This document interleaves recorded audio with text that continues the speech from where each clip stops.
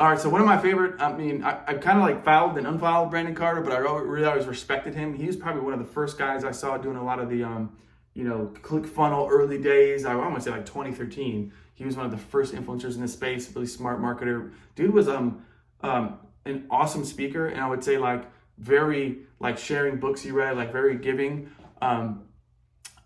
A couple of things that I took away from Brandon Carter were probably, there's some really deep strategy stuff he got into, but I think the core of what he said was, one, his whole philosophy is make enough content that it would be impossible to fail. For me, a guy who's been really struggling to kind of get this stuff going, because I have 1 million followers, but I've been like, I had pause for 2 months because I needed to basically like, what do I want to do moving forward? And I love music, I love marketing, and I really love people.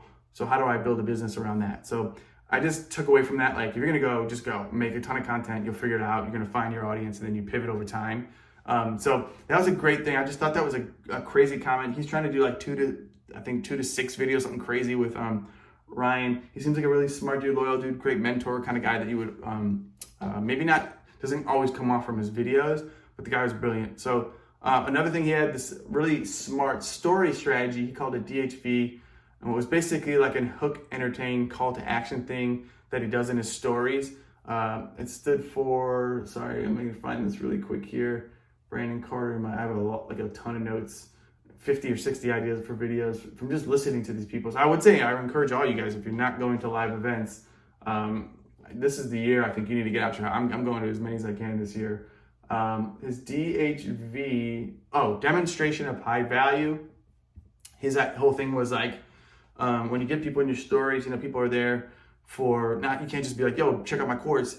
He basically says like, you have to like show off a hot car. How does this hot car look? Get people to kind of be interested in what you're saying. And then he'll like pivot on a slide. Like if you want to make money, if you want to make, enough money to have a car like this, here's what, and then he goes into his sales. So he always hooks you with like some entertainment. Maybe it's a workout routine, whatever you're doing. Maybe it's like playing a thing.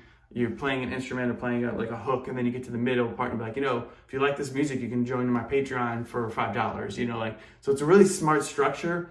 And he's like, mostly I'm using stories to like document my day, but then I always insert this DHV, demonstration of high value, and then have a hook. I thought that was brilliant. Some stuff that would be in like a course. It's, no different than hook, suspense, payoff, hook, and entertain, and then offer. So it's really smart. I thought it was a really cool strategy. He's like, I'm always doing it, and he had like a whole flow chart and description of it. I thought was sweet.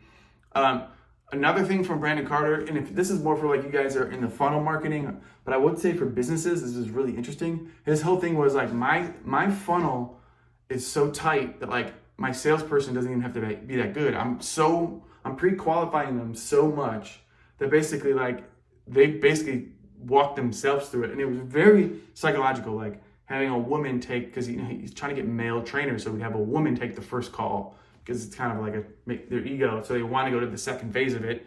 Then it's like a longer call with like a salesperson, but they have to watch a video and like fill out all this information. So by the time the salesperson gets them, they've like overly qualified themselves, and then they basically just have to like close the deal. And he's like, they close like 80%, like something crazy. So it was very smart. The guy was like, if you're gonna build an online business, is the guy to learn from. I'll tell you that. So, and he seemed to be like just a value-giving person. Tons of like people were talking to him. So I thought there was a lot of great information. I hope you learned some stuff from that.